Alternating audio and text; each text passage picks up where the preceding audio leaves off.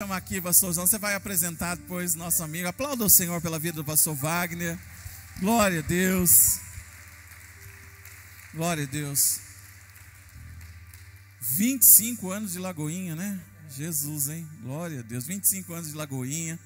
Uma bênção, como ele mesmo fala, carrega o DNA de Lagoinha na veia, né? E pastor Wagner está morando atualmente lá nos Estados Unidos. E esses dias veio para cá, né, pastorzão, para estar ministrando para algumas igrejas e nos dá a honra esta manhã de poder ouvi-lo. Glória a Deus. Vamos orar? Pai, quero te agradecer, Senhor, pela vida do teu filho.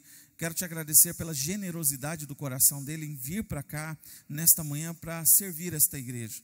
Pai, nós estamos prontos, nosso coração está aberto, Senhor, como uma terra boa que o Espírito Santo já lançou a água esta manhã e ela está pronta para receber a semente. Que o Senhor use o teu filho de forma extraordinária, como sempre, Senhor. Te louvamos e te agradecemos em nome de Jesus. Obrigadão, querido. Graça e paz, bom dia. Tudo bem aí?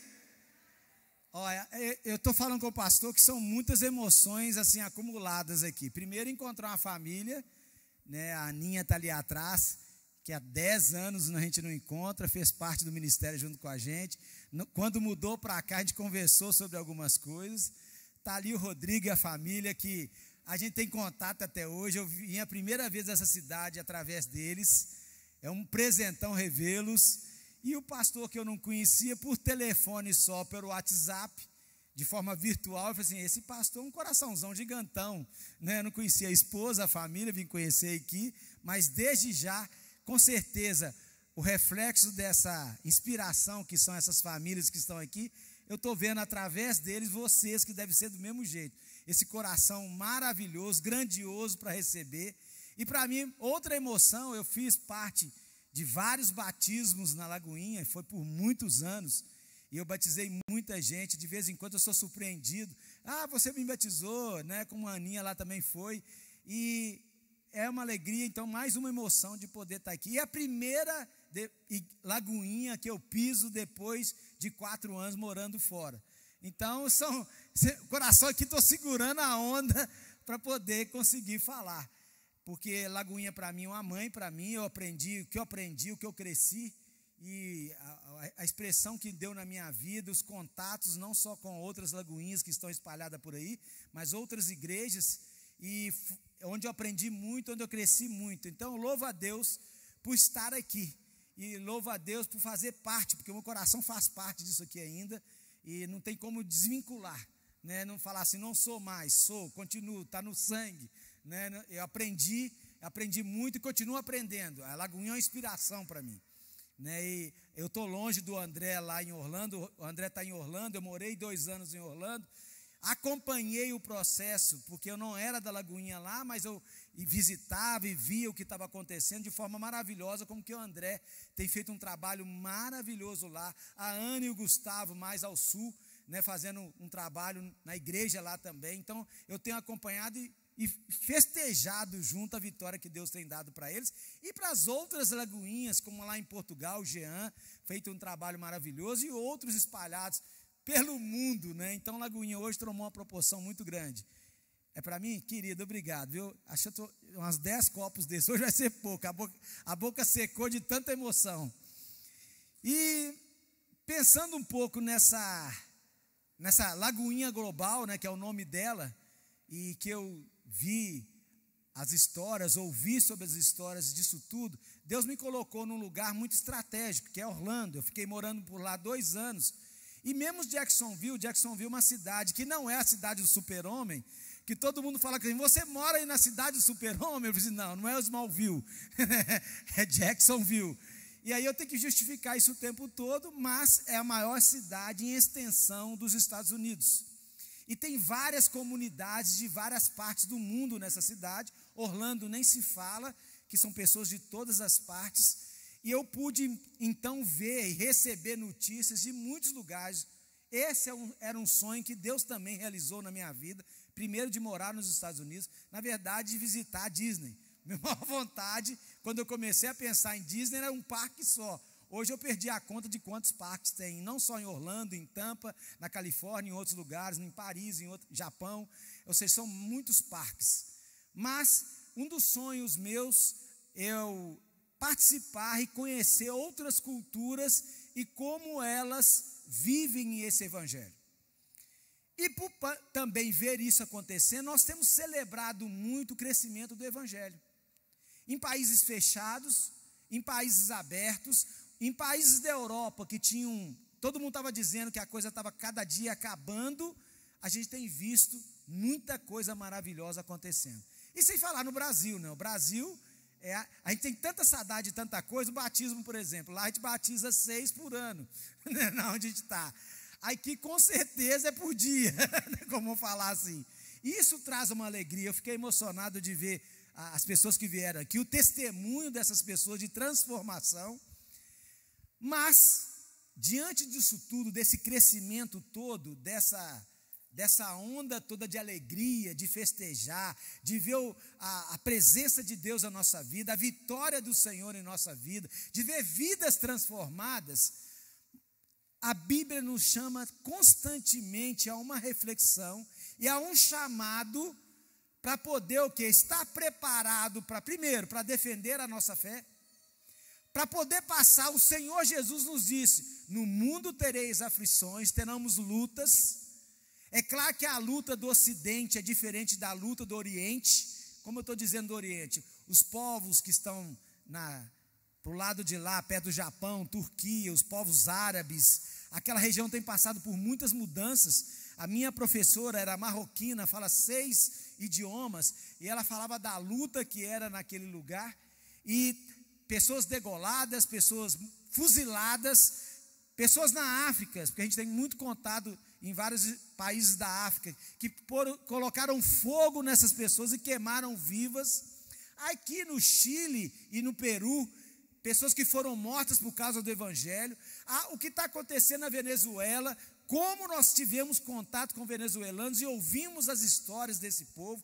Haitianos, vocês estão vendo, talvez o Brasil, haitiano e venezuelano, está tendo mais contato com esse povo do que tudo. Ou seja, há um movimento no mundo de êxodo, ou de imigração, ou de migração, que tem transformado países e tem alertado para muita coisa.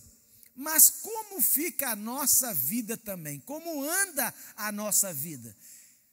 Nós passamos por uma terceira guerra mundial, silenciosa, invisível aí, estamos passando por ela. Alguns estão dando esse nome de terceira guerra mundial, ou alguns estão dando outros nomes. Mas como sairemos dela? Ou como continuaremos nela? Ou daqui para frente? Há pregadores que dizem, só vai melhorar. Eu olho para a Bíblia, eu não vejo só vai melhorar. Eu vejo sim com a intenção que às vezes eles estão pregando. Para nós cristãos só vai melhorar, porque nós seremos transformados de glória em glória, nós vamos ter intimidade com o Senhor, nós vamos poder passar pelas lutas, dificuldades e aflições, dependendo totalmente do Senhor, tendo experiências ainda maiores com o Senhor. Nesse ponto só vai melhorar. Mas se olharmos para o mundo com a situação que estamos caminhando, só vai piorar. Não tem como pregar de outra forma, porque a Bíblia diz em várias partes que o mundo vai o quê? Piorar cada vez mais. E quando chegar os últimos tempos, o final dos tempos, ou os últimos dias, é claro que tem todo sentido, esses últimos dias começaram com a vinda de Jesus e vai terminar, por assim dizer, com a volta dele para poder resgatar os que são seus. Então é um período longo, e ao longo desse período longo, muitas coisas aconteceram para os cristãos à face da terra, que poderiam eles pensar que era o fim do tempo, que eram os últimos dias, que era a volta de Jesus. Primeira Guerra Mundial, Segunda Guerra Mundial, gripe espanhola, a praga na Europa, a peste negra, ou seja, N situações. Imagina para os judeus a perseguição da Segunda Guerra Mundial pelos nazistas, ou seja, as pessoas olhavam os terremotos, as avalanches, os vulcões, ou seja, as pessoas que passaram por isso, aquela tsunami na Ásia, que salvou alguns que estavam no monte orando em pleno 25 de dezembro, e eles experimentaram, e para aquelas pessoas podia pensar, é o fim do mundo, é o fim, a volta de Jesus. Ou seja, N situações nos leva a pensar que é o fim do mundo. Mas, como eu tenho uma proximidade muito grande com crianças, adolescentes e jovens, e até adultos, uma questão que surgiu muito e está na boca dessas pessoas, ou está no pensamento, que alguns não verbalizam isso, é o medo, é a insegurança, é a dúvida, é o medo de adoecer, é o medo de pegar essa doença ou pegar outras doenças, é o medo da perseguição em outras nações, é o medo de declarar quem você crê e que você acredita, mesmo num país que se diz cristão, como o Brasil ou como os Estados Unidos, porque nos Estados Unidos você tem uma questão de leis, que às vezes você não pode fazer algumas coisas, mesmo num país cristão, você fica limitado em algum ponto, porque tudo é processo lá, quem teve a experiência de ir até lá e vivenciar isso, tudo lá é um processo. Eu vi o batismo aqui, eu lembrei, pastor, eu estava em Tulsa, Oklahoma, e algumas igrejas lá não podem fazer mais o apelo, porque há um processo das pessoas contra a igreja, porque se sentem intimidadas, se sentem persuadidas a fazer uma coisa que não faz bem para elas. Então eles entraram com o processo da igreja, o pastor não prega mais sobre aceitar Jesus. Mas tem uma coisa linda, ao que está quase terminando a reunião, eu pergunto, quem quer se batizar hoje? Quem está preparado? Quem está convicto desse batismo hoje? Aí tem uma equipe toda preparada lá atrás, põe uma roupa nele, eles vêm 30, 40 pessoas e batiza naquela hora, e é uma experiência, um pastor jovem de 32, a pastora de 29 anos, é uma experiência diferente, mas para também solucionar uma questão. Mas queira ou não, vou voltar aqui à questão da pandemia, ou a questão desse movimento mundial que está acontecendo também, dessa saída de povos para outros lugares, de mistura de culturas, de mistura de comportamentos. Os meios sociais nos faz chegar à nossa mão, através do celular aí, várias informações de pregações diferentes, de teologias diferentes, de igrejas que têm culturas diferentes. Mas isso tudo fica o quê? Remoendo na nossa cabeça, mas muitas vezes não consegue nos dar aquela paz que o Espírito Santo nos dá, para tentarmos resolver essa questão, não só da pandemia, mas também de outras questões. Então eu resolvi pensar em uma leitura de alguns textos, e eu vou deixar mais a dica para vocês, de vocês fazerem esse para casa, de ler em casa com a família, e vou focar em algumas. Então eu quero te convidar para você abrir a Bíblia lá em Mateus 24, por aí, deixa eu ver se é isso mesmo.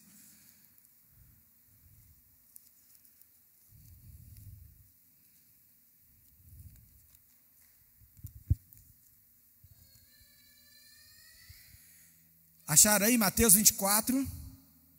Logo no versículo 3, no verso 3. Se você quer saber sobre a questão que o Jesus disse sobre os fins dos tempos e como seria o dia da volta dele, esse é um dos capítulos, e você pode encontrá-lo em Marcos 13, você pode encontrar em Lucas 21. Leia os 3 textos, eles têm algumas nuances de diferença e ponto de vista do escritor, que o Espírito Santo, ele deixa essa questão de quem está escrevendo ter essa liberdade, mas inspirado pelo Espírito Santo, para você ler. Então leia nos 3 evangelhos, ou nos 4, está em Mateus, Marcos e algumas pinceladas em João. Está dizendo assim, em Mateus 24, verso 3: no Monte das Oliveiras, achava-se Jesus assentado, quando se aproximaram dele os discípulos, em particular, e lhe pediram: diz-nos quando sucederão essas coisas e que sinal haverá da tua vinda e da consumação do século. E ele lhes respondeu. Qual que é a primeira coisa que está na sua Bíblia, independente da versão que está aí na sua Bíblia? O que está aí? Qual a primeira frase de Jesus? Cuidado, presta atenção, abre os teus olhos, abre o seu ouvido, abre o seu entendimento. Porque existirão muitos ensinos errados, falsos mestres, falsos profetas. Eu consigo fazer uma distinção: falso profeta no Antigo Testamento, falsos mestres no Novo Testamento. Pessoas que vão infiltrar no meio de nós e vão ensinar coisas que não são coisas verdadeiras. E quando você não tem dentro de você a verdadeira palavra, a verdadeira presença do Senhor, a verdadeira presença do Espírito Santo na sua vida, e você não tem um ensino correto, você não tem o quê? Estruturas, alicerces corretos para fundamentar a sua fé. Então o Senhor, de uma forma sábia, diz assim: cuidado, vede que ninguém vos engane. Por quê? Virão muitos em meu nome, dizendo eu sou Cristo, e enganarão a muitos. E certamente ouvirão falar de guerras, rumores de guerra. Vede, não vos assustei. Não se assuste, porque é necessário assim acontecer. Mas ainda o que? Não é o que? O fim. Porque toda onda que vem de guerra, de peste, de situação difícil, a tendência de alguns pregadores é qual é? O fim, Jesus está voltando. Mas quando você começa a ler o texto, existem sinais, existem coisas, não só aqui, você pode ler em Daniel, você pode ler em Apocalipse, mas é preciso ler primeiro essas partes para você entender. As pessoas tendem a achar que é o fim, mas olha para trás um pouquinho, esse povo lá de trás, por exemplo, a gente vai pensar o povo que aceitou Jesus lá no início da igreja primitiva, e o que aconteceu? Logo depois veio Nero, veio outros perseguidores da igreja dos cristãos, queimaram, colocaram na estaca, colocaram no Coliseu, puseram na cova de leões, ou seja, fuzilaram, pregaram na cruz, puseram fogo, ou seja, ao longo da história, existiram esses momentos terríveis de perseguição ao cristão, existiram momentos de morte terríveis, de coisas malignas terríveis para poder caçar o cristão, mas ainda não era o fim. E continua dizendo, 7, porquanto se levantará nação contra nação, reina contra reino, haverá fomes e terremotos, e em vários lugares, porém tudo isso é o princípio do quê? Das dores, o princípio das dores. Então sereis atribulados e vos matarão, sereis odiados de todas as nações por causa do meu nome. Nesse tempo, muitos hão de se escandalizar, trair, odiar uns aos outros. Levantar-se-ão muitos falsos profetas e enganarão a muitos. E por se multiplicar a iniquidade, o amor se esfriará de quase todos. Aquele, porém, que perseverar até o fim, esse será salvo. E será pregado este evangelho do reino por todo o mundo, para testemunho a todas as nações. Então virá o fim. Mas continua no 15. Quando, pois, virdes o abominável da desolação, de que falou o profeta Daniel, no lugar santo, que lê e entenda, então o que estiver na Judéia, fuja para os montes. Quem estiver sobreirado, não desça a tirar casa alguma coisa. Em quem estiver no campo, não volte atrás para buscar sua capa. 19, ai que estiverem grávidas, ai, e das que amamentam naqueles dias, orai para que a vossa fuga não se dê no inverno, nem no sábado, porque nesse tempo haverá grande tribulação, como desde o princípio do mundo até agora não tem havido. Presta atenção no 21, será um tempo tão terrível, como nunca existiu na face da terra.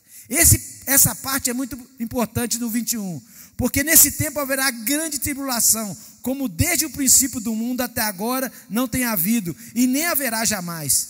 22, não tivesse aqueles dias sido abreviados, ninguém seria salvo, mas por causa dos escolhidos, tais dias serão abreviados. 23, então se alguém vos disser, eis aqui o Cristo, ou eles ali, não acrediteis, porque surgirão falsos cristos e falsos profetas, operando grandes sinais e prodígios para enganar, se possível, os próprios eleitos.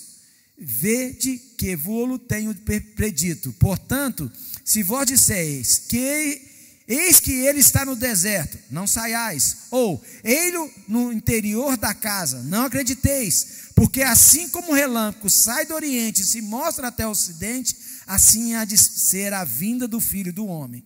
Onde estiver o cadáver, aí se juntarão os abutres. A vinda do Filho do Homem no 29. Logo em seguida, a tribulação daqueles dias, o sol escurecerá, a lua não dará a sua claridade, as estrelas cairão do firmamento, e os poderes dos céus serão abalados. Então aparecerá no céu um sinal do Filho do Homem.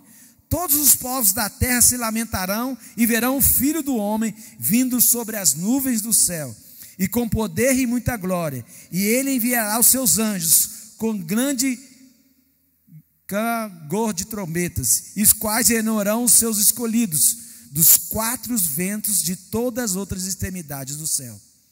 Ou seja, quando você começa a ler, e você vai parar em casa, ler com detalhe, ler com ponto, com vírgula, vendo tudo isso, você vê que esse momento não chegou ainda. Graças a Deus aqui a gente pode ir, vir, pegar o evangelho, e alguns nos odeiam, mas existe um início de ódio contra nós. Principalmente quando tratamos da questão da sexualidade. Talvez o que está mais pegando hoje para todos nós, e a guerra talvez dentro da sua própria casa, e talvez você não conversa isso com seus filhos, independente da idade. Eu estou vendo crianças aqui, mas vocês sabem o que eles estão vendo na internet? Vocês estão assistindo e ouvindo o que eles estão ouvindo? Ah, mas eu tenho controle sobre a internet, eu ponho um bloqueio, eu controlo, eu vigio, eu faço. Eu faço uma pergunta: quando você era criança, sem ter internet, alguns não tinham ainda, seus pais te vigiavam? Seus pais sabem de tudo que você, sendo adulto, hoje você fez? A minha mãe não sabe, meu pai não sabe. Até hoje não sabe, apesar que já morreram, mas eles não sabiam de tudo. Agora imagine esse aparelho que está na mão do seu filho ou da sua filha, o que ele está vendo? O que está sendo inculcado na cabeça dessa geração? Ou o que já foi inculcado numa geração que está entre 0 e 35 anos ou 40 anos? Como que eles pensam hoje sobre o casamento? Como que eles pensam hoje sobre a sexualidade ou a identidade deles? Como que eles conseguem pensar hoje ou planejar isso? O que está na cabeça dessa garotada? Você pega os desenhos, o que eles estão mostrando? Desenho para criança de 0, 1, 2, 3 anos, 4 anos. Você pega as séries, quem gosta de assistir série aí, a série começa muito bem, mas no meio ou no início da série, ela já joga uma ideologia, já joga uma filosofia e vai inculcando a ideia, e você toma partido daquilo. Nas escolas, aqui tem uma coisa maravilhosa acontecendo. Ainda se debate esses assuntos da identidade, da sexualidade, da questão do que é certo ou que não é. Mas lá, em alguns países, principalmente nos Estados Unidos, se você falar sobre isso, é discriminação, é crime e você vai preso. Ou seja, nós estamos vendo no Brasil também alguns pastores sendo processados em várias partes do mundo, até mortos por dizer alguma coisa sobre esse assunto, identidade, por defender alguns assuntos até na área da política também. Uma coisa que dividiu a nossa casa nesses últimos talvez 6 anos, a política como dividiu a nossa casa, separou amigos, porque expressamos nossa opinião sobre um assunto político, ou sobre uma escolha política, ou escolha de um político, e virou uma terceira guerra mundial nesse sentido, a ponto de dividir famílias e gerar conflitos terríveis. Eu sou fulano, eu sou do partido tal, eu sou da linha tal, eu não sei o quê, e defender a unhas e dentes. Ou seja, nós estamos num momento que as gerações nunca foram tão distantes, porque o que está na cabeça dessa geração, ainda frequentando a igreja, muito mais do que a palavra do Senhor, é o que está sendo ensinado e falado nos filmes, nos livros, na mídia, qualquer tipo de mídia, nas escolas, pelos professores, por alguns até, vou dizer, pastores. Nós estamos divididos. E é ótimo quando está dividido, porque não tem força. Quando está dividido, não pode juntar, porque nenhum cede, acha que é dono da razão. Então nós estamos enfrentando uma guerra terrível. O que pensa essa geração hoje sobre perseverança no casamento? O que pensa essa geração, como eles foram formados hoje, sobre como caminhar? E aí tem vários textos, mas para juntar esse texto dos últimos dias, e como é o retrato que a Bíblia vem nos falando por 2000 anos, ou até por mais de 2000 anos, porque você pegar o Antigo Testamento também, já se falava sobre isso, de como seria o tempo do fim, só que a gente não lê e não percebe, ou a gente está igual sapo, Colocaram a gente numa água morninha, a gente está, que gostoso. Essa jacuzzi de água quente, fazer massagem em mim, e nós estamos sendo cozinhados por conceitos e valores que não são os valores que estão aqui.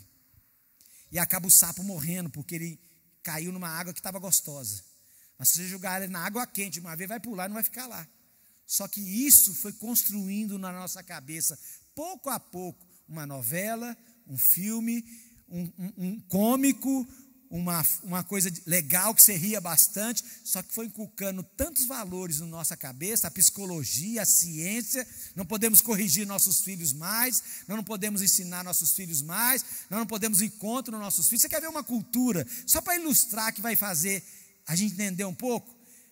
Eu estou aqui a minha época, eu tenho 55 anos. A minha época quando fazia comida, fazia um tipo de comida só para todo mundo comer. E aí, se não comesse, a mãe só olhava e chamava para comida e tinha que comer tudo e não podia sobrar no prato. Algum identificou comigo aí? Quem identificou comigo aí? Mas quem tem 2 filhos, 3 filhos aqui? Quem tem? Tem famílias fazendo um pratinho de comida porque não come isso, não come aquilo. Aí uns todinhos, aí eu só tomo Quilk, eu só tomo Todd, aí eu não faço. Na hora de fazer o café, tem que cortar o pão assim, o pão assar, porque não come. Ou seja, olha só a cultura que mudou de satisfazer e dar o sim para os nossos filhos. E eu estou cuidando lá hoje da área de suicídio de crianças e adolescentes e jovens. Eu tenho atendido muito caso disso e tenho estudado muito sobre isso. E as pessoas acham que tudo acontece só na adolescência e só na infância, só na fase adulta. Mas tem crianças fazendo isso, sabe por quê? Perderam o sentido da vida. Não sabe receber não.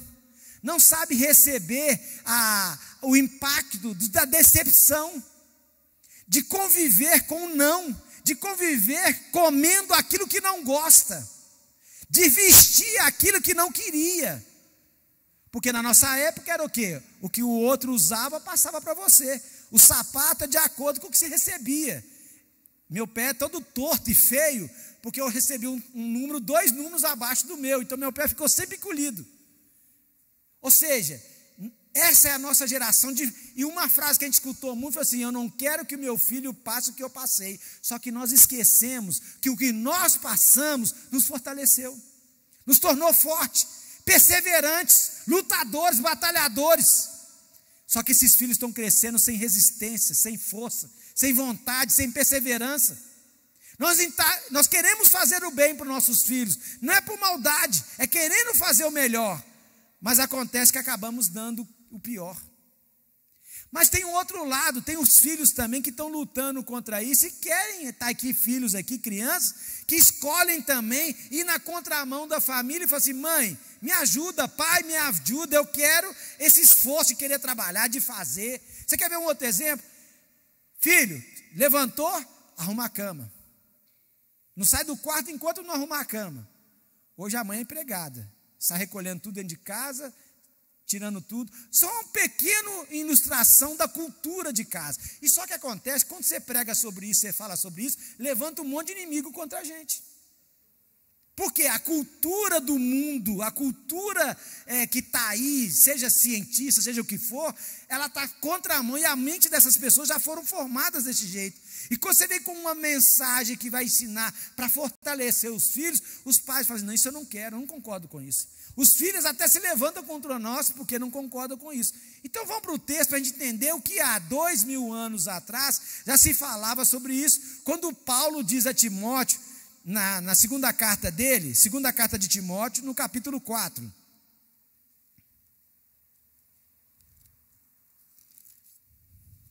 No capítulo 3, na verdade, porque no capítulo 1, ele começa falando no capítulo 4, e na segunda carta ele fala no capítulo 3. Então, 2 Timóteo 3, segunda carta a Timóteo, capítulo 3.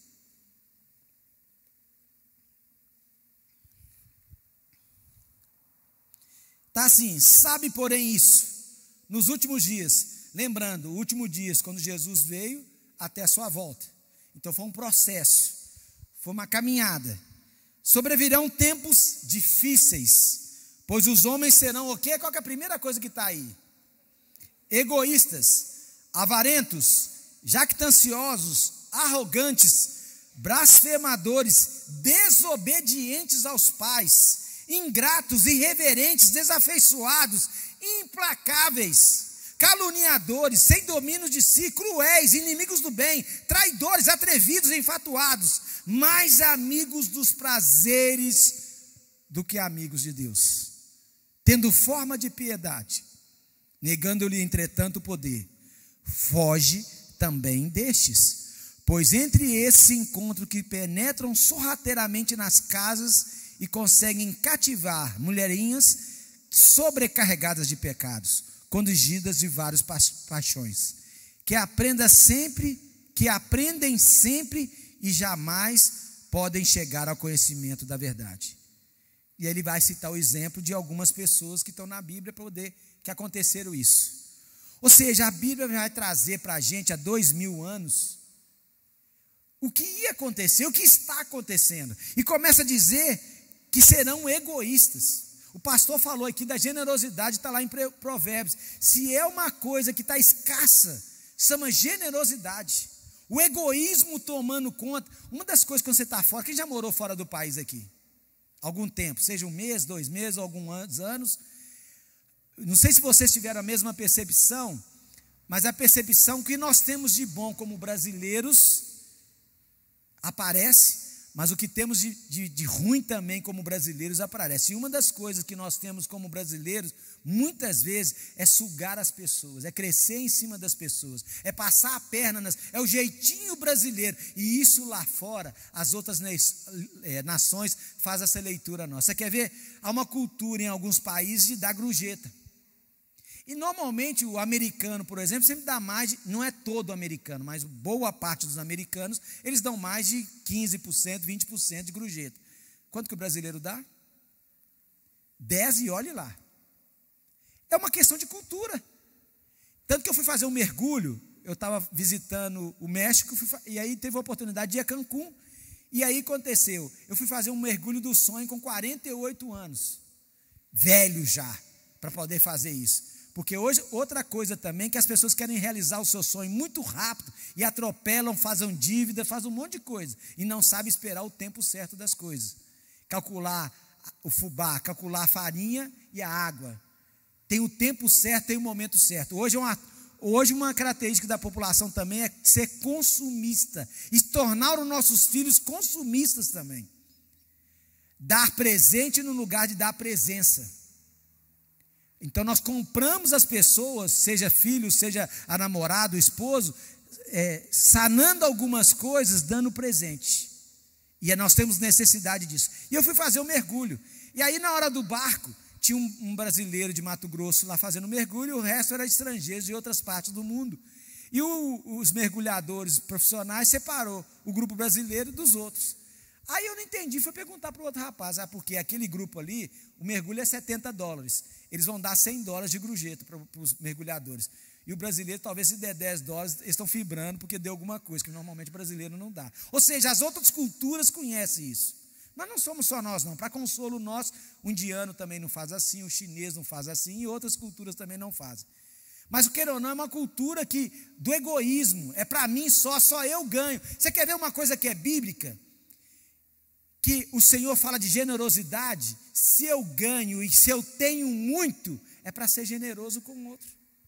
Se eu sou empresário bem-sucedido, eu tenho que ser justo, e a justiça de Deus se manifestar através de mim, pagando salários dignos, tendo horário de trabalho digno. Se eu tenho condição de socorrer o outro e ser generoso com o outro, com conhecimento, porque outra coisa que é uma característica nossa é reter informação.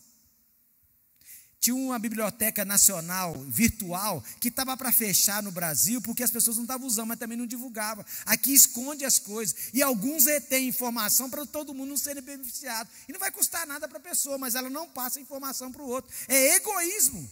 É só eu posso ter, eu tenho que destacar, eu tenho que ser o melhor. Então a Bíblia vem falando que a gente pode desdobrar todas essas palavras de coisas que estão acontecendo. Avarento vem depois.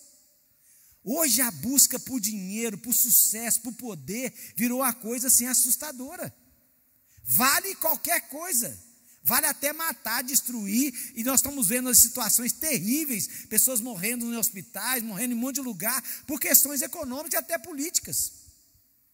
Ou seja, a Bíblia nos advertia que isso tudo ia acontecer, mas quando chega na questão do relacionamento familiar, marido e mulher, ou mulher e marido, ou esposa e esposo, quantos casamentos terminando. Eu fui chamado principalmente aqui para trabalhar com casais em uma igreja aqui no Brasil, para poder trabalhar a questão da perseverança no casamento, suportar um ao outro. Nós viemos conversando sobre isso, está o nosso amigo lá de Nova Odessa, fica em pé aí para o pessoal te conhecer também. Eles tratam como Nata, eu não sei nem o nome dele. Eu perguntei até porque do apelido, o meu é Capacete. Vocês estão vendo, não sei porquê, né?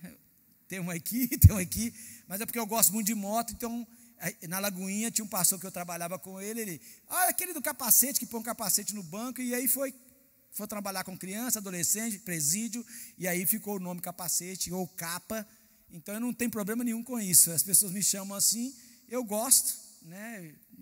Me faz bem, mas queira ou não, o que acontece? Esse egoísmo, o querer o dinheiro, o querer só para você, tornaram as pessoas mais ainda egoístas, até informação. E aí vai vendo, e com a relação à família, quantas crises no casamento, porque tem uma coisa, eu não abro mão, eu não quero fazer o outro feliz, eu quero pensar nem eu ser feliz, mas o outro ser feliz, eu ceder um pouco, os dois têm que ceder, o filho tem que ceder, a filha tem que ceder, a esposa, o esposo tem que ceder nessa relação com as outras pessoas. Desde pequeno você ensina, aquela fase da criança de 2, 3 anos que não divide nada com ninguém, ela aprende naquela fase que ela tem que dividir, ela tem que compartilhar. Mas aí é uma questão assim, então a gente vê que muitas coisas foram mudando no comportamento, na família, que a gente não foi observando. Nós somos sapos sendo cozinhando dentro da panela quente, e não percebemos que essas coisas foram sendo minadas. Olha a questão do feminismo, do machismo hoje. Lá a gente vê uma sociedade que começou bem antes, essa questão das mulheres participando de mais coisas, mas não é problema ela participar. A Bíblia diz que está em pé de igualdade. Desde Gênesis, a mulher foi criada em pé de igualdade, mas às vezes o machismo de uma cultura mudou isso, e o pêndulo tende a tender para a próxima geração de criar o oposto daquilo. E nós temos que buscar como cristão esse equilíbrio. Então a cada dia mais nós temos que ler a palavra do Senhor e trazer para a nossa consciência o que nós estamos sendo formados, pela palavra ou pelo comportamento das pessoas que estão aí fora sem Deus, ou por orientação da palavra, ou orientação por pesquisas, por estudos, ou por comportamento das pessoas. Nós temos que ter essa devocional diária e nos analisarmos constantemente. Como que está meu casamento? Como que eu sou como filho? Como que eu sou como filha? Como que é o meu tratamento para minha mãe e para o meu pai? Eu estou vendo crianças de 2, 3 anos, e outra coisa que destaca lá também, é que a nação americana e outras nações, o pai fala com o filho uma vez, eles obedecem. Mas quando você vê no supermercado, gritando, correndo, e o mãe, menino, vem para cá, corre aqui, você já sabe que nação é aquela, brasileira. Os filhos sofrem na escola, porque a escola é super rigorosa. Por exemplo, se eu não chegar lá até o dia 2 ou dia 5, eu vou ter que ir na corte responder porque minha filha faltou 5 dias na escola. Eu vou ter que, diante do juiz, explicar por que minha filha faltou 7 dias na escola. Outra coisa, quando os filhos chegam na escola, eles sofrem muito, porque eles sentam, levantam a hora que quer, não levanta a mão para poder falar com a professora, fala junto, ou seja, vai para a fila da merenda, aquela bagunça lá, eles entram um atrás do outro. Quando quer falar com a professora, levanta a mão e tem que obedecer. Um palavrão que disser já é uma ofensa contra a professora. E aí acontece, eles sofrem até adaptar e levam até, como se diz, advertência, suspensão, por causa disso. Agora aqui não, nós vamos lá brigar com o professor porque fez alguma coisa. Os filhos não obedecem de jeito nenhum, desde pequeno. Vem cá, menino faz hora, e não vai. E os outros filmes acham gracinha. Ah, que gracinha, meu filho. Está desobedecendo e acha que é legal. E começa lá desde pequeno. E nós não estamos percebendo isso aqui. A Bíblia dizia, vai ser desobediente aos pais, e nós somos responsáveis por isso. Porque aderimos a uma cultura que não podemos corrigir. E eles vão crescendo sem correção, sem limite, e não sabem o futuro. Aí um estudioso de Nova York, dizendo, eles estão suicidando na faculdade.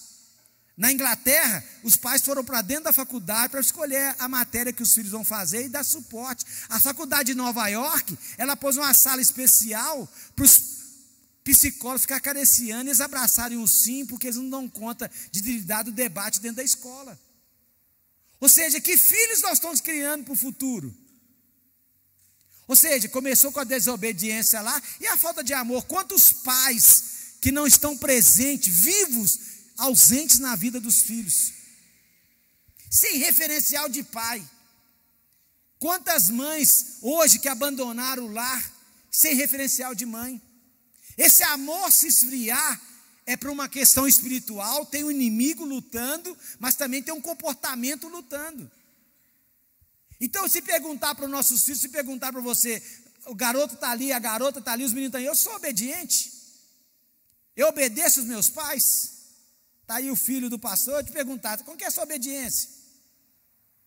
Você arruma a sua cama, você come, escova o dente, você arruma o seu material da escola, chega lá, joga o sapato para um lado, a roupa para o outro, a mochila para o outro, e a mãe que sai catando as coisas que tem que catar. E quando chega na adolescência? E como que é o tempo no celular, no videogame? Hoje os pais colocaram o videogame dentro do quarto. Esses meninos não estão dormindo. Na Inglaterra quer mudar o horário de escola, porque eles não estão dormindo só de 3 horas, 4 horas da manhã. E ficam a noite toda no computador, vendo o que os pais não sabem o que eles estão vendo. Então, esse falta de amor, não querem sair com a família mais, não querem viajar com a família mais, não querem ir para acampamento mais, não querem separar do celular, do videogame, do computador. Ou seja, que filhos nós estamos criando? Porque para tirar isso também, eu tenho que criar uma outra alternativa, de presença, de relacionamento, de estar junto. Ou seja, a Bíblia nos alertou sobre isso e alerta sobre isso. Mas como estamos construindo isso? O que eu estou vendo no celular? O que está entrando na minha mente? Tanto adulto, quanto pai, quanto mãe, quanto filho. O que está formando a nossa mente? Que música que eu estou ouvindo? Quais as músicas que eu mais canto, que eu mais ouço? O nosso cérebro, o virtual é igual ao real.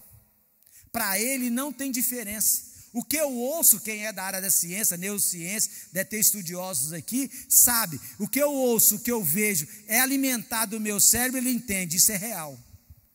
E não tem como apagar, não tem como deletar, porque fica armazenado. E na hora talvez de uma reação, numa decisão, eu vou buscar aquilo que eu estou mais usando, que eu estou mais praticando, porque o virtual eu estou praticando.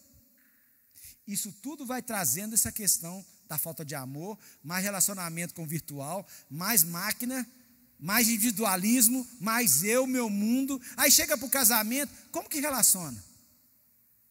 Porque ninguém quer ceder, ninguém quer aprender com o outro, ninguém quer fazer o outro feliz, mas casa para ser feliz. E na hora dos negócios, da finança, eu tenho que apresentar para os outros melhor, eu tenho que usar roupa de marca.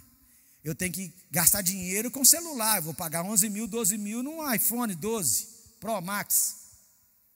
Meu tênis tem que ser o tênis tal.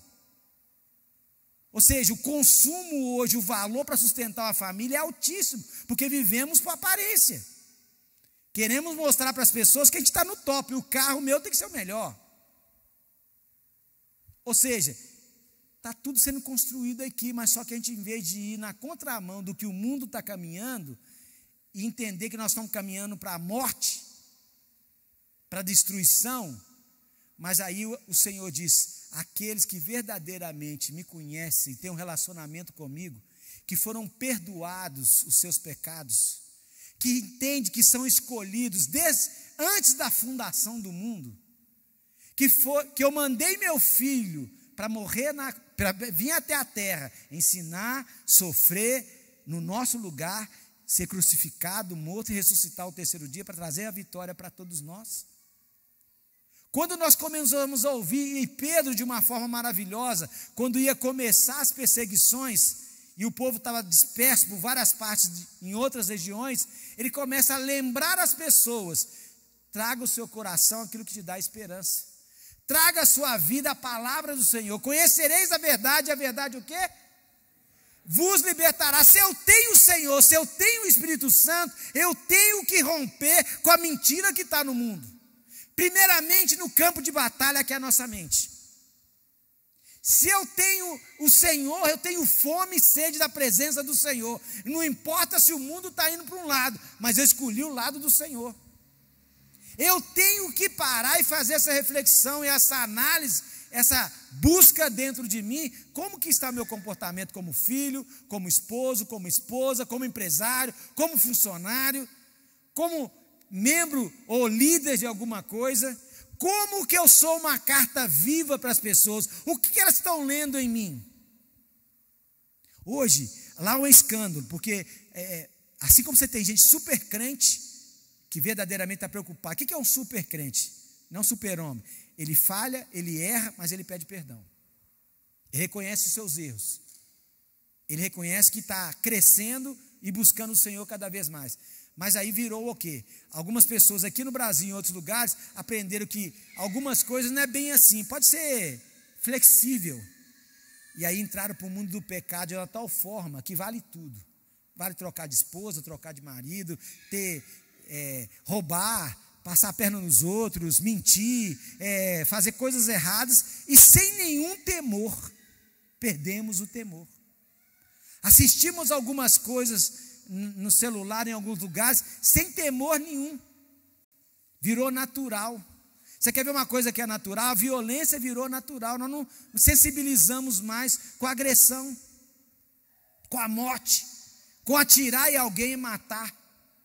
Ou seja, nós estamos caminhando para isso tudo. Mas o Senhor, quando Pedro coloca, nós temos que trazer a nossa memória. E tem que ser uma prática nossa, uma atitude nossa, de transformação diária. Não é rápida, não é fácil, mas temos que depender totalmente do Espírito Santo, porque é Ele que faz. Ele nos convence do pecado, da justiça e do juízo. Nós não podemos ir na onda desse mundo, porque eles vão caminhar para a destruição, mas nós estamos caminhando para a salvação. Nós estamos caminhando para a vitória. Nós estamos caminhando para o reino do Senhor. Nós estamos caminhando para ser referência e inspiração para outras pessoas.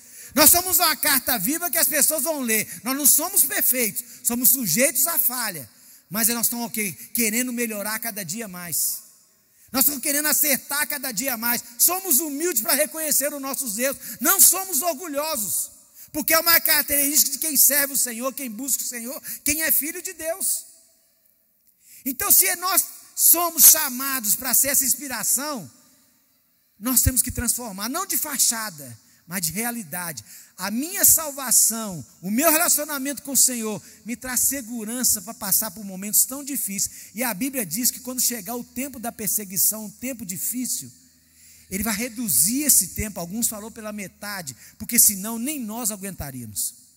Esse tempo não chegou ainda, mas estamos o quê? Estamos no treinamento para esse tempo chegar.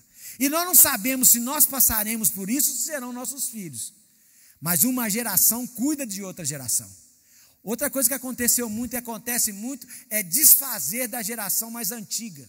O Brasil sofre um efeito de desvalorizar, e o antigo para o brasileiro é 40 anos. No mercado de negócio, 40 anos você está velho. Lá é me chamar de novinho, porque eles continuam trabalhando até 80, 90 anos. E têm uma atividade normal. E são considerados importantes para a sociedade. Não é uma sociedade perfeita. Não é um lugar perfeito. Aqui no Brasil tem milhões de coisas melhores do que lá. Eu só estou fazendo uma comparação para a gente ter ideia. O quanto nós desvalorizamos os mais velhos. O quanto que a geração mais nova não quer relacionar com o mais velho. E não quer ouvir. Eles não estão ouvindo mais a gente. Eles ouvem tudo nessa face da terra. Mas não ouvem a gente mais. Então essa saudável relação entre gerações, e principalmente os mais velhos, eles são chamados a ser um referencial para a geração mais nova. E se você parar para ler isso tudo aqui, e o Senhor nos convida, como que está a sua vida? Você tem convicção para aguentar esse sofrimento todo, essa passagem toda? Como que você tem passado por esse momento do Covid? Que não é nada, é fichinha perto do que vai acontecer. Pode ser ano que vem? Não sabemos. A Bíblia diz que nós não sabemos quando será esse tempo. Mas ele vai chegar. Ainda não chegou e não tem todos os sinais que ele chegou ainda. Pode levar 10 anos, 50 anos, 100 anos. Mas passaremos por provas, por tribulações, por luta. Talvez aqui tem muitos lutando dentro de casa com o homossexualismo dentro da própria casa. Que é a guerra hoje dentro das casas. E talvez nem sabe ainda o que está na cabeça da sua filha e do seu filho. Tem muitos passando por dificuldade no relacionamento dentro de casa. Marido, esposa e marido. Numa luta gigantesca, mas são incapazes de parar, de ler a palavra, de se humilhar diante do Senhor, de se humilhar diante do outro e pedir perdão. A paciência já acabou. A perseverança já acabou. Tem filhos aqui, tem garotos aqui, garotas aqui, crianças aqui, que estão passando por uma luta terrível, cheia de coisas no coração, porque não tem mais o tempo de falar com a mãe e o pai, de falar a verdade que está passando na vida deles. Porque não tem tempo mais para conversar com o pai e para a mãe, porque o celular tomou esse tempo, a televisão tomou esse tempo, o computador tirou o tempo, o game tomou o tempo, o trabalho tirou o tempo. Há um tempo de despertarmos. A primeira pergunta: qual é a sua convicção da sua salvação? Qual é a convicção e que você defende a sua fé? Não porque os outros falaram, mas porque é uma experiência pessoal sua, no relacionamento com o Espírito Santo, no relacionamento com o Senhor. Outra coisa importante: pedir ajuda. O orgulho faz a gente ficar calado e só talvez no último dia, quando está para morrer, ou que o desastre acontecer, vai procurar ajuda, de talvez seja muito mais tarde. Nós aprendemos a não confiar mais em ninguém, até porque fomos muito traídos. Mas existem pessoas sérias, idôneas, tementes a Deus, que estão prontas para poder ajudar. E você não foi chamado para caminhar sozinho ou sozinha. Você criança que está aqui, você adolescente, jovem, mãe, pai, você não está sozinho, você tem como buscar ajuda. Não fique cego para aquilo que está acontecendo na sua casa. Acorda, desperta. Ainda não é o fim. Esse tempo não chegou ainda. É possível trabalhar muitas coisas, buscar o socorro, buscar a ajuda do Senhor. Busque comportamentos que vão mudar essa atitude que está acontecendo dentro de casa, no seu trabalho, no seu ministério, na sua própria cabeça. Tem gente com guerras terríveis dentro da cabeça, da sua identidade, com guerras terríveis sobre a sua sexualidade, porque o mundo encheu sua cabeça com tantas coisas, mas a palavra pode te resgatar, pode te trazer para a luz, pode você ser temperado e ser tempero para as outras pessoas, mas tem que ser uma escolha sua. Tem que você olhar para você e falar assim: verdadeiramente eu tenho uma experiência com o Senhor, tive, tenho e vou ter. Eu creio no Senhor. Importa um câncer, não importa um Covid, não importa uma doença, não importa uma perseguição, uma crucificação, um fuzilamento, uma questão política, não importa. Eu creio no Senhor e Ele é que me alimenta. Você tem que ter essa convicção. É você que tem que buscar desligar o telefone, desligar o computador. Não é deixar de usar, mas gastar tempo buscando o Senhor, como família, lendo, perguntando. Essa geração tem preguiça de ler, de pensar. Quantos livros você leu esse ano? Quem leu um livro esse ano? Quem leu 2? Quem leu 3? Quem leu 4? Quem leu 5? Quem leu mais de 6 livros? Nós não lemos.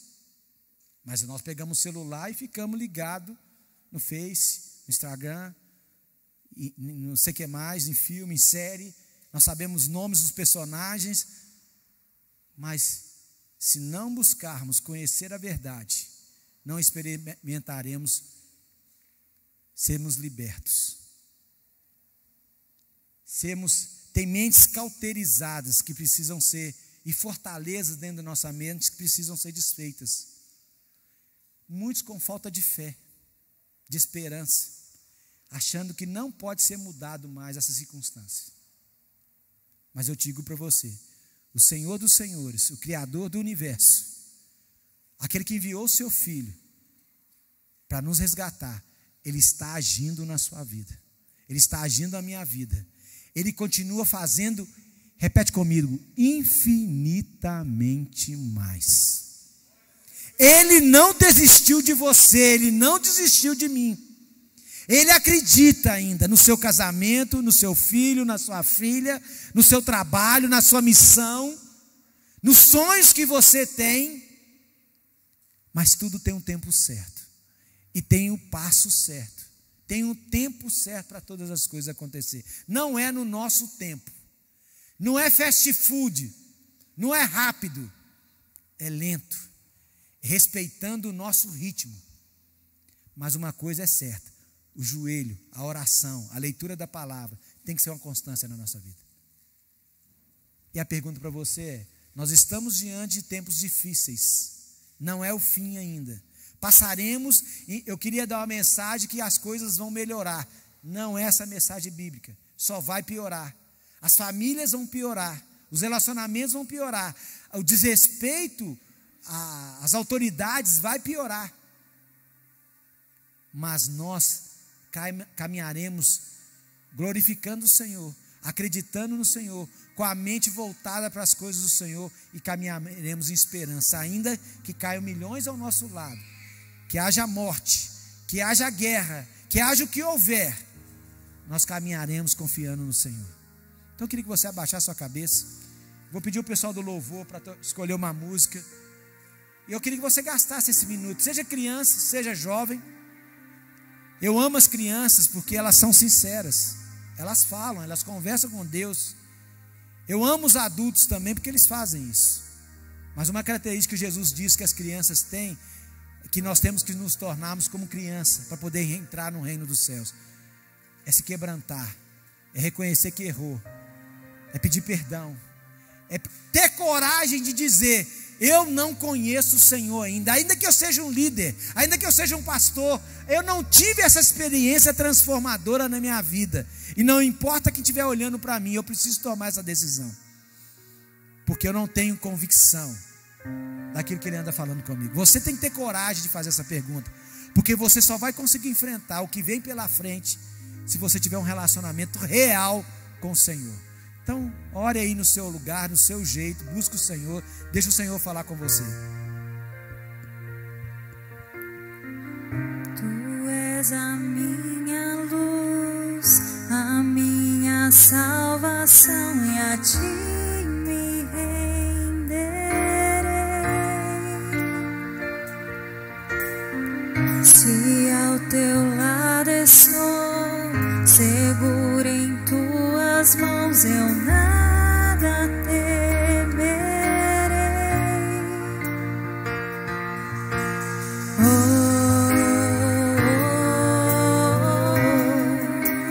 Tu és santo, ó Senhor.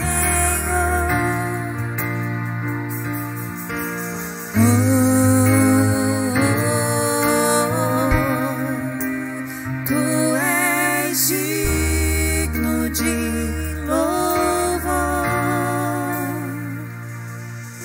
Só em Ti confiarei, eu nada temerei. Em frente eu irei, pois eu sei que vivo estás, e um dia voltarás do céu pra nos buscar, pra sempre reinarás. Aleluia.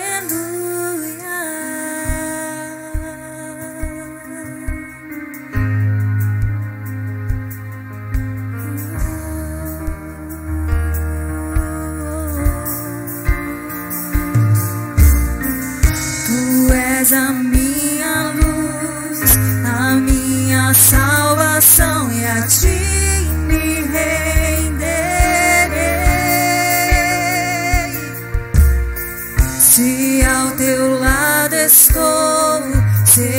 seguro em tuas mãos, eu nada temerei.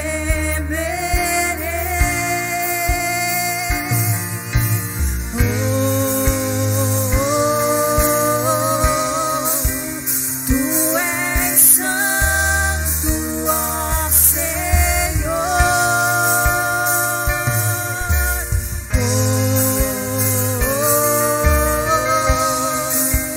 Tu és digno de louvor.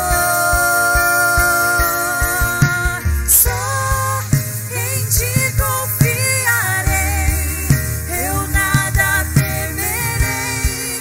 Em frente eu irei, pois eu sei que vivo estás e um dia voltarás do céu pra nos buscar, pra sempre reinarás. Aleluia. Só em ti confiarei, eu nada temerei. Em frente eu irei, pois eu sei que vivo estás e um dia voltarás do céu pra nos buscar, pra sempre reinarás. Aleluia. Eu tenho alguns convites. E eu quero que o Espírito Santo de Deus é que convence, que está falando com você aí agora, que está mexendo na sua cabeça, está colocando perguntas na sua cabeça, está colocando interrogações na sua cabeça, está colocando ações na sua cabeça, para você declarar para o Senhor, não para mim nem para ninguém, mas para o Senhor, que você quer uma decisão verdadeira a partir de hoje. Você entendeu que você é um escolhido do Senhor, que o Senhor escolheu você desde a fundação do mundo, mas você nunca tomou essa decisão de entender isso e aceitar isso. Às vezes pode até batizar, já passou pelas águas, mas isso não tornou você seguro no Senhor, com intimidade com o Senhor, de cada dia mais buscando o Senhor, porque Ele é Pai, Ele é amigo, Ele é o socorro presente, Ele é o consolador. Então o primeiro convite para você é você que quer hoje, com toda a convicção, não para mostrar para ninguém, mostrar para você mesmo e para Deus, com a certeza e a convicção, assim como aqueles que foram para a fornalha, não importa o que Deus vai fazer, mas nós vamos, se sermos queimados ou não sermos queimados, se morrermos ou vivermos, nós sabemos que somos do Senhor, e Ele está na direção de todas as coisas. Nós não damos ordem para Deus, nós nos submetemos a Deus. E aí acontece, você entendeu que você precisa tomar uma decisão hoje, verdadeira. É só você e Deus, e você sabe disso. Então, se você quiser, quero chamar os pastores, os líderes que podem receber essas pessoas aqui. Você que quer tomar essa decisão hoje, ou que você tomou a decisão um dia, mas algumas coisas te atraiu mais lá fora do que a palavra do Senhor. Lá fora, quando eu digo não fora daqui, mas fora da palavra de Deus, e você quer voltar. Você já sente saudade, quer voltar para os braços do Pai. Queria que você saísse do seu lugar com determinação, com confiança. Eu quero. Se você quer fazer essa decisão levantando, você pode levantar e vir até aqui. Nós queremos te abraçar e orar com você por essa decisão que você tomou. Tem alguém que quer fazer isso? Esse é o primeiro convite. Se sinta à vontade. Se você quiser vir depois que eu for falar dos outros convites, você pode vir também. E você vai chegar, eu quero uma oração para aceitar Jesus, ou voltar para os braços do Pai. Segundo convite. Tem gente que está num momento de muito medo, muita falta de esperança. Perdeu a esperança para tudo que está vivendo hoje. Perdeu a esperança para o casamento, perdeu o casamento para os filhos que estão numa situação terrível, com medo demais de tudo que está acontecendo por aí, com as notícias do mundo. Mas o Senhor nessa manhã, nessa tarde, quer renovar e trazer ao seu coração essa esperança de volta, que o Senhor te ama, e esse amor de Deus te constrange, e Ele tem cuidado de você, independente da doença, independente da situação, você continua confiando no Senhor. Você precisa desse renovo, que é essa oração, que é isso. Sai do seu lugar, vem aqui também para poder orar, porque eu creio numa coisa: você sair da sua zona de conforto, se expor, te ajuda também a poder tomar decisões, porque o cérebro, ele precisa criar novos caminhos, novas sinapses, para poder você criar uma nova comportamento na sua vida. Então, se você precisa dessa oração, sai do seu lugar. Outra oração é você que crê no Senhor, está passando por muita luta, mas não está conseguindo sozinho. Você vai sair do seu lugar, vai me pedir uma oração e também vai se comprometer a pedir uma ajuda no futuro para alguém. Não estou falando que é as que estão orando aqui, mas vai tomar uma decisão, porque você está sofrendo sozinha ou sozinho, de pedir ajuda para alguém. Então você pode levantar e vir, se você quiser fazer isso aqui. Eu te convido a levantar e receber essa oração, em nome de Jesus.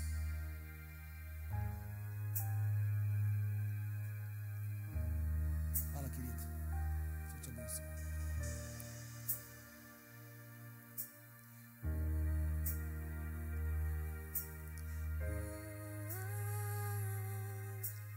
Quem mais?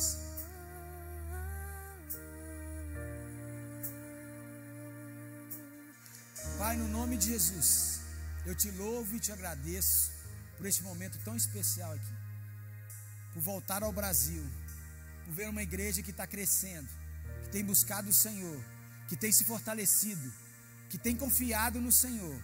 Pai, no nome de Jesus, que eles possam experimentar cada dia mais a comunhão, o relacionamento, a vida com o Senhor. Pai, no nome de Jesus, eu te louvo e te agradeço por cada família, cada vida, cada pessoa que está aqui, aquela que está nos ouvindo, nos assistindo também, onde quer que eles estejam, em qualquer parte que chegar essa mensagem, eles também possam buscar o Senhor e ter esperança renovada, e dependendo do que estão passando, seja um câncer, seja Covid, seja o que for, eles confiam no Senhor e saber que o Senhor está no controle, curando ou não curando, o Senhor está no controle. Nós te louvamos e te agradecemos no nome de Jesus. Amém? Deixa eles orando, o pessoal do louvor vai estar continuando. Pode continuar louvando aí, fique em pé no seu lugar. Vem Jesus, ora para as pessoas que estão aqui na frente, ore por você, ore para a sua família. Levante a sua voz. Vem Senhor Jesus, clama ao Senhor, clama para a presença do vem Senhor. Jesus, Vem para a minha casa, vem para o meu trabalho, vem para a minha vida. Vem, Senhor, para aquela família que eu tenho intercedendo e orando. Porque o seu papel é de interceder e orar por pessoas que estão passando por dificuldade. Vem Jesus, Maranata, ora vem Senhor Jesus. Vem Jesus, vem Jesus.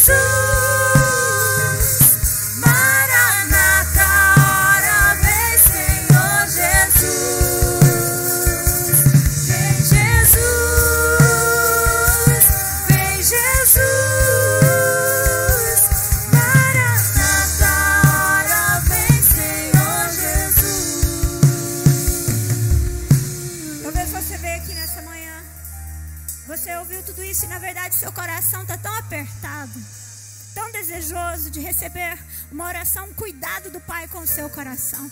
Pastor Marcos disse também que essa é a casa do Pai, sabe? E se esse é o desejo do seu coração, nós estamos aqui para orar por você. Essa é uma manhã que o Senhor te trouxe aqui para trazer de volta verdades e valores do coração de Deus. Então, eu sei que você já ouviu esse convite, mas eu quero reforçar isso. Não se permita sair daqui nessa manhã sem receber esse abraço do Pai. Então, se você quer nessa manhã receber uma oração, é o seu pedido de socorro. Fala, papai, eu preciso do teu cuidado. Saia do seu lugar e vem aqui que nós queremos orar por você. Não saia, você não veio aqui para assistir um culto, você veio aqui para ser amado, para ser cuidado, porque você serve um Deus generoso e amoroso. Amém? Então, nessa manhã ainda, enquanto nós oramos, se você ainda quiser sair do seu lugar, querido, pode vir, venha, porque a presença de Deus enche esse lugar e você vai sair daqui recebendo aquilo que o Senhor preparou para você. Amém? Pode vir, né? Fica aqui perto, nós vamos estar orando por você. Pode sair do seu lugar, fica tranquilo, tá bom? Levante a sua mão. Que o amor de Deus Pai, que a graça, que a doce consolação do Espírito Santo seja sobre você e sua casa. Que você saia daqui nessa manhã para viver o sobrenatural de Deus. Que a ousadia, que a coragem, que a intrepidez dada pelo Espírito Santo esteja sobre a sua vida. Para você romper conceitos, para você romper posições, para você se posicionar nessa semana, para você viver milagres de Deus sobre a sua vida e sobre a sua casa. Que você saia daqui nessa manhã para receber toda a autoridade de Deus, para uma vida de relacionamento, de rompimento, rompendo com uma cultura, rompendo com informações que você recebeu. Que você saia daqui nessa manhã habilitado para viver o sobrenatural de Deus, em nome de Jesus. Aleluia, aleluia. Aplauda bem forte o nome de